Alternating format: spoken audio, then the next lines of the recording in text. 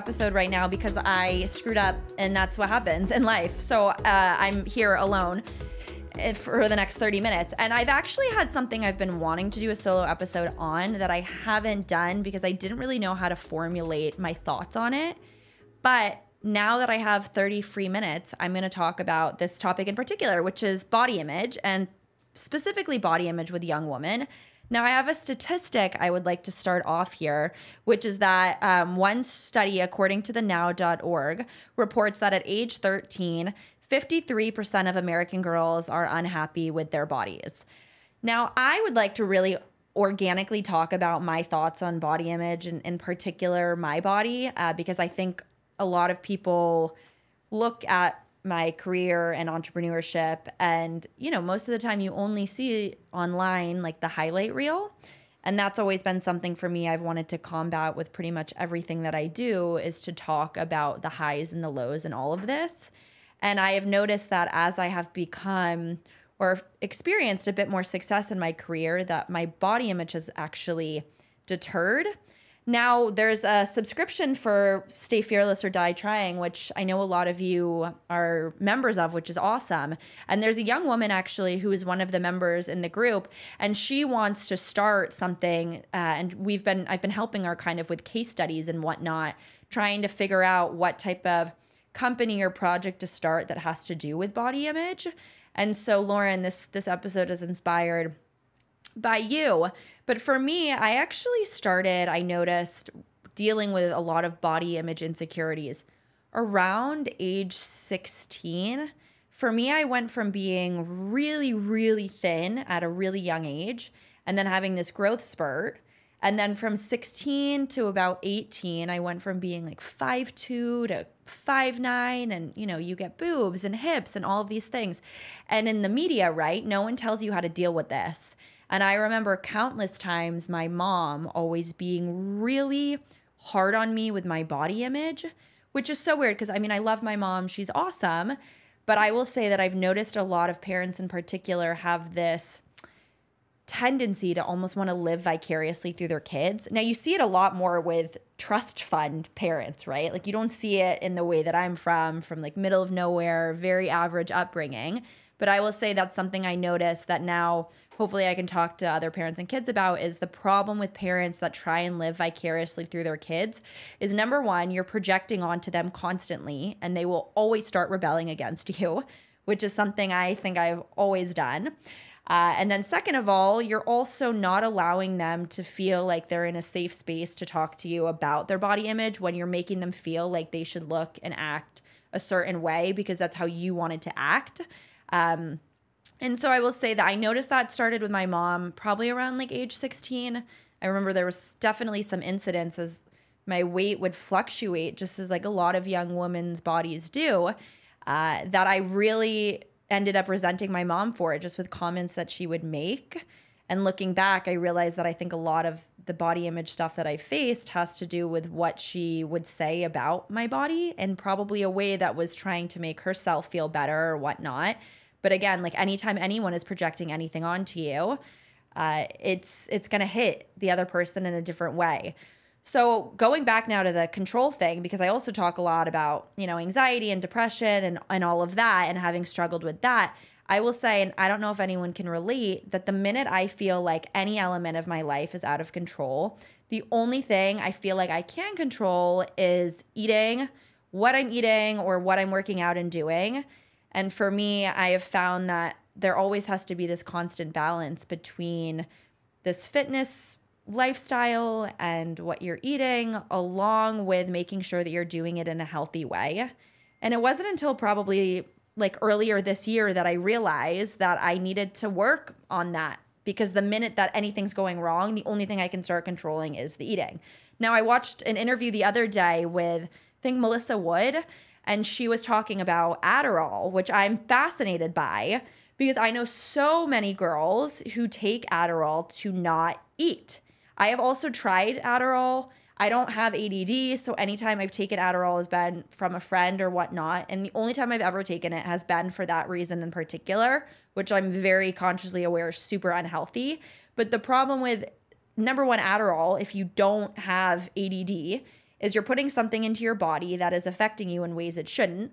And number two, this whole Ozempic, Adderall to not eat is so fleeting and so unhealthy for this young generation to be looking up towards or want to be like. And I think a lot of people don't realize that in the entertainment industry in general, this kind of stuff has been around for forever. I mean, people have always been taking supplements or trying to do these different workouts and diets. And so since I've been in the entertainment industry for so long, I've seen so many come and go. But I will say that this trend with body image and with something like Ozempic and with something like Adderall to not eat is really fucking up kids. And so I'm really talking about this today because especially if you're a parent, which I know a lot of parents follow me, it is that we need to start this conversation around body image with kids, men and women at a very young age. Because if we don't, we're going to end up like where I am now, which is the minute something's out of whack, the food is the only thing I feel like I can control. And of course, like therapy and whatnot can help with that. But I really do look at a lot of the stuff that I experienced when I was younger and the conversations that didn't happen as precursors for what a lot of these control issues have become surrounding food. Now, in the media and in magazines and online, I'm telling you, and I worked at Disney, I was at Disney, everything, so much of what you see on the internet is so not real. And so much of what you see in particular about how women achieve their bodies and that image, even if they're like green juice and oat milk and almond milk and they're eating healthy and whatever, a lot of it is just not real. And it's frustrating to me having been in both worlds where I've built this company, but I've also been in the entertainment industry for so long where I've been able to see how people are able to really be chameleons with some of these types of topics. And so I urge you that whoever you follow, you really want to be following them for the right reasons, not because you're idolizing them because you wish you were them. And social media has like created that positioning for all of us. And there's many different TikTokers and influencers in particular who I've seen amass such tremendous success and followers and numbers. And why people are so inspired by them or admire them so much besides they're just pretty white girls, to me is really unhealthy. So I would say if you're somebody who's on social media and you're looking to feel inspired by someone, you shouldn't be following this person because they look or act a certain way that you want to be like, because you will never be them. And I really, really say that I think a lot of this starts from when kids are very young and the way that we're brought up and taught about how to be confident. You can't buy confidence. I can't really teach you how to be confident. Whenever someone asks me, how am I so confident? I always say, like, I'm confident because I have been up, I have been down, I have tried everything, I have gone to therapy, everything in between, right? I have tried so many different career paths to get me to where I am now, and that's what has made me become confident. So when I tell people, cold email 5 people a day, pick up the phone, call someone, introduce yourself, you are becoming more confident because you are allowing yourself to be rejected. And as uncomfortable as rejection is, it is the only way to become confident. And I will say now, having entered my late 20s, I realize there is such a night and day difference between my early 20s and my late 20s because I am, number one, now so okay with being rejected. Like if it happens, life-wise, business-wise, dating-wise, I don't care because I always know something better comes from it. But could I have said this to you 5 years ago or 10 years ago when I was living in New York and nothing was working out? Absolutely not, because I hadn't really experienced enough to get to a point where I realized that everything that you really go through, any insecurity, any lack of confidence is really there to teach you a lesson. I interviewed, before I'm sitting here talking, the founder of Bluestone Lane, and I was talking to him, Nick Stone, off camera just about entrepreneurship. And he was telling me some really fucked up stuff that was happening in his life. And I was saying about, a few business things that were going on in mine that you don't see on social media. Most people can talk about this stuff on social media. And I said to him, I have to think that if you become more successful, it gets easier. And he just point blank said to me, it doesn't. And as of an hour and a half ago, that really resonated with me because people think the more money you get, the more successful you become, that everything just starts working out. And for me to even hear him say something like, it doesn't necessarily get easier. It just becomes, you become a bit more accustomed to things going wrong. And I know a lot of you who follow this podcast or anyone who I've interviewed or even my journey are obsessed with entrepreneurship, obsessed with getting out of a small town or doing something different with your life. And I think to really achieve that kind of success, you have to be comfortable falling down and getting back up. And I think that's what sets entrepreneurs apart from people who are not entrepreneurs or shouldn't be entrepreneurs, is because this lifestyle is so unique and so different, and you have to be okay with things going wrong. And of course, if you're working for someone else too, that's something you should probably get used to. But it hits a lot different when you're an entrepreneur. And why I started this off with the body image conversation and then to bring it back to obviously how this is relative to entrepreneurship is because the more confident you can become, which has to deal with not feeling like you need to idolize someone online, not feeling like you need to control everything that goes into your body that you eat to look a certain way because that'll make you look better. It all makes you a better business person. And so for me, it's always just really been something I've had to actively work on, is the control thing with food and talking to other young women and seeing the struggles that they have, because that to me reminds me that there is just a process to confident and becoming confident. And I will say that like even the most successful people that I know, and predominantly women founders or people that you guys might idolize who are women, no one every single day can stand in front of the mirror and love every part of who they are. I just don't think that's possible. And feel free if you're watching this or listening to this to debate me on this. And maybe that's just because I've never really experienced that. But I genuinely think that because of society and because of the media, it's become a lot harder to be confident in who you are because we have so many outside voices and noises saying things to us. And that's why I find that statistic. 53% of young women don't like their bodies.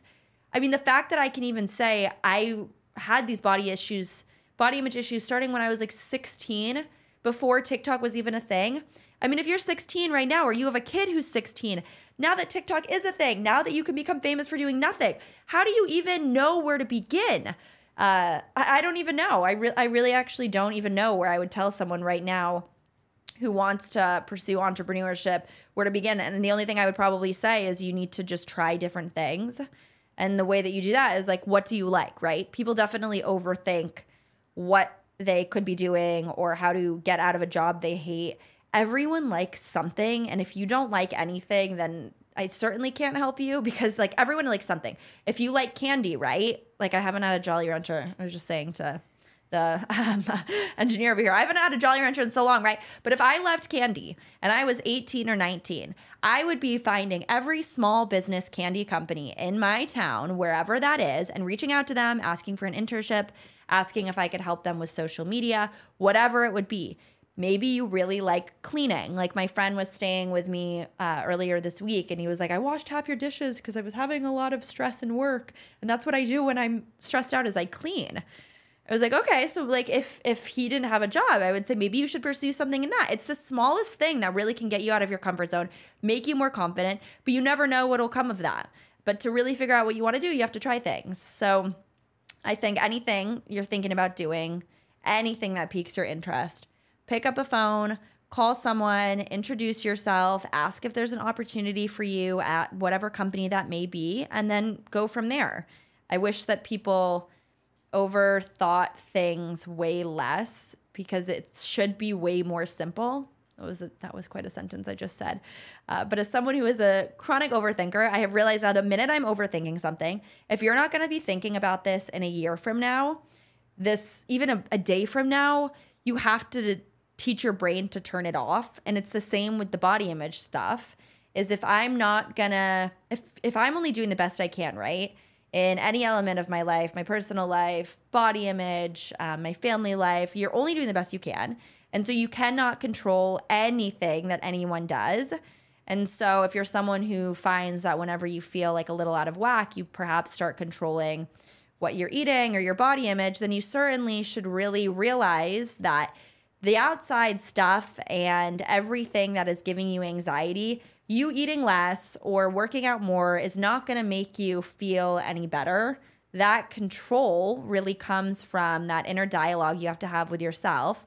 Number one, realizing that everyone is kind of crazy and everything sometimes is really dumb. And I think when people can realize that faster, I tell a lot of aspiring or current entrepreneurs who I coach that everything can be really dumb and people can be really dumb. And I say that because a lot of times people don't realize that everyone, especially in business, right? You never know what someone who you just got off a phone call with dealt with an hour before or what they're dealing with. So if somebody goes off on you, if someone does something and it makes you feel really triggered or makes you feel really crazy for a second, you have to remind yourself and ground yourself. And the way to do that is not to restrict or to eat less or work out. It's perhaps to go and work out. It's perhaps to make a really healthy meal.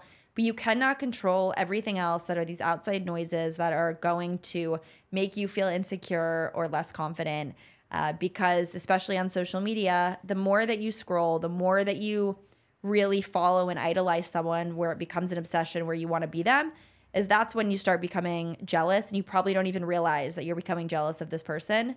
But it's because you're idolizing 1 second of their life that you think you can relate to online. And that's just not reality. So if you're someone like me who really has struggled with body image or feels like your family, your siblings, your parents, your mom doesn't really talk to you about it, I would certainly bring it up in some form of a conversation. And if they don't receive it in a proper way, like I remember many times I would kind of freak out on my mom growing up when she would say things, is then you need to either find some type of outside counsel. I've done a partnership with BetterHelp, so you guys can use, there's a promo code in a lot of other episodes. I'll also put it in the show notes. You guys could use that. It's free therapy, or even just talking to someone who you feel really safe around to kind of help you navigate those waters. Because sometimes in life, you expect someone to act a certain way or say a certain thing, especially family, especially friends. And unfortunately, people will disappoint you. So you have to really find the confidence and happiness in yourself to create the kind of life that you want so that you can give that to the people around you so that you don't ever feel like you're not creating those conversations with people in the way that perhaps people didn't create those conversations with you. So this was just a short little episode on body image and in particular confidence. I will say again that I really genuinely think the best way to become confident in yourself is to go head first, like dive in like never before to anything that interests you. Call people every single day, email new people every single day, constantly introduce yourself. I did a talk a week ago now at the University of Michigan, and there was a young woman in the audience who was really asking questions about how to not feel bad when you're rejected, or she's too scared to cold call people. Once you start doing it and you get rejected, you start realizing that it really doesn't matter. And once you start getting more yeses, and when I say the Disney yes that I got took me 10 years of just kind of floundering around trying to figure out what I wanted to do. 10 years, right? If I had given up in that 10-year period, I would never have gotten that. And that is my reminder to you that you really can't stop just because someone rejects you.